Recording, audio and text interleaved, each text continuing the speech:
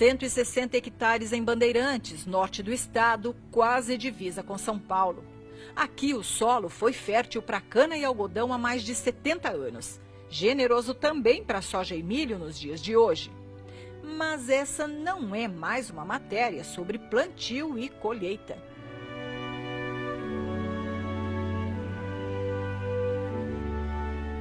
Esse é o Hotel Termas de Iara, uma imponente construção de 2 andares e 5.000 metros quadrados.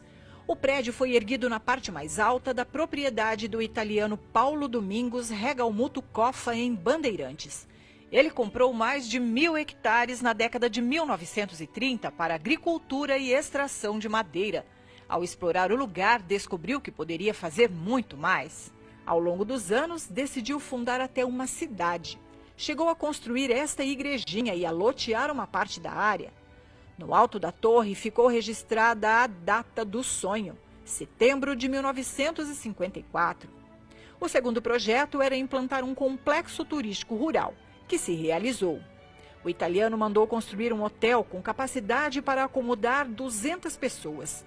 Já durante a obra, o estilo imponente se destacava no meio da vegetação.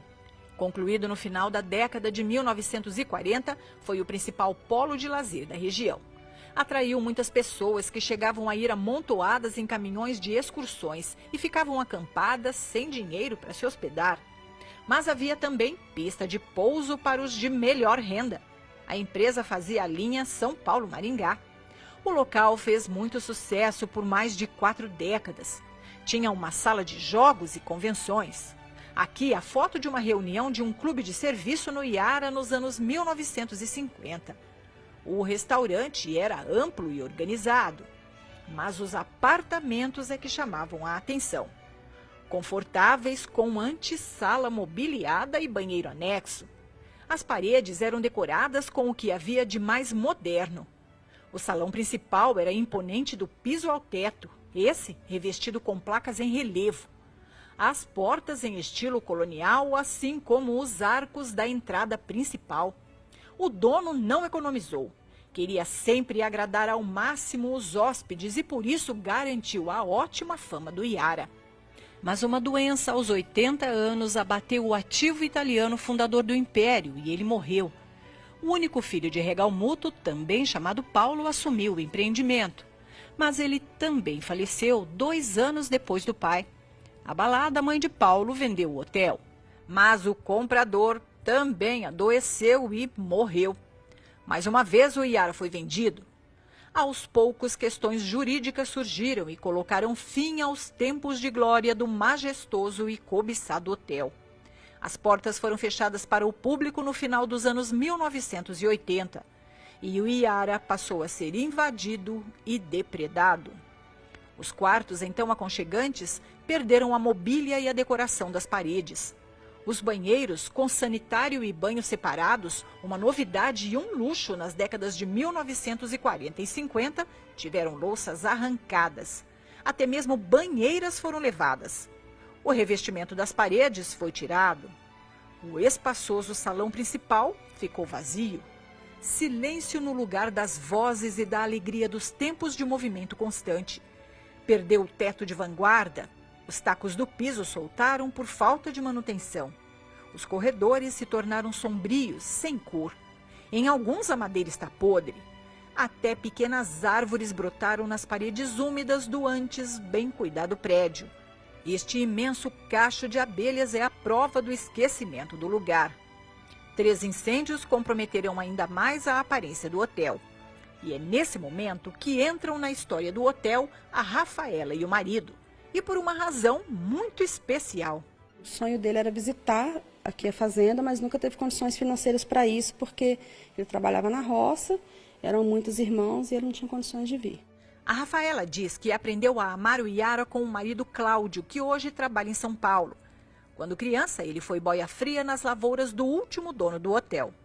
Mas a vida daquele menino pobre mudou como ele nunca imaginou. Compramos uma parte da fazenda, porque a gente não tinha como comprar tudo, né? A gente tinha algum dinheiro, mas não era para tudo. Separamos uma parte, fizemos a proposta, Sussuel aceitou Ele ficou até um pouco comovido, não sei se essa é a palavra, de saber que o Cláudio já trabalhou para ele na roça. Ele ficou feliz de vender para o Cláudio a fazenda. Rafaela anda pelo hotel como quem está em casa. Ela, o marido e os filhos moram na fazenda desde 2002 em uma casa ao lado do hotel. Eles são donos dos 160 hectares que mostramos no início. O restante acabou loteado e vendido pelo antigo dono. Rafaela conta como Cláudio se identifica com o lugar. O Cláudio, eu acho que ele teve isso assim, era um sonho de infância, né? De uma criança, igual uma criança que vê um jogador de futebol e depois ele vira jogador de futebol famoso. Eu acho que foi isso que ele sentiu. Eu sinto que ele sente isso, né? E ele tem um orgulho muito grande da fazenda, que é diferente do que eu aprendi a ter, que eu aprendi a gostar e ele já gostava, né? Ele é igual o pessoal de Bandeirantes, eles têm a Iara para si. Mas a história do Iara tem ainda mais surpresas.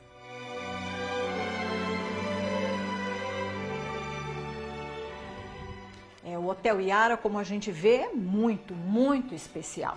Mesmo assim, tantos anos desativado, a gente percebe que aqui tem muita história para ser contada. Nas paredes, no chão, no hotel, na estrutura inteira. A gente realmente percebe que teve um tempo áureo muito importante aqui. Muitas histórias a gente sabe que são verdadeiras, outras a gente deixa por conta da imaginação. Mas tem uma parte da estrutura da propriedade que tem uma história muito verdadeira. Ali fora, olha, é essa piscina. A água dessa piscina é muito, muito especial.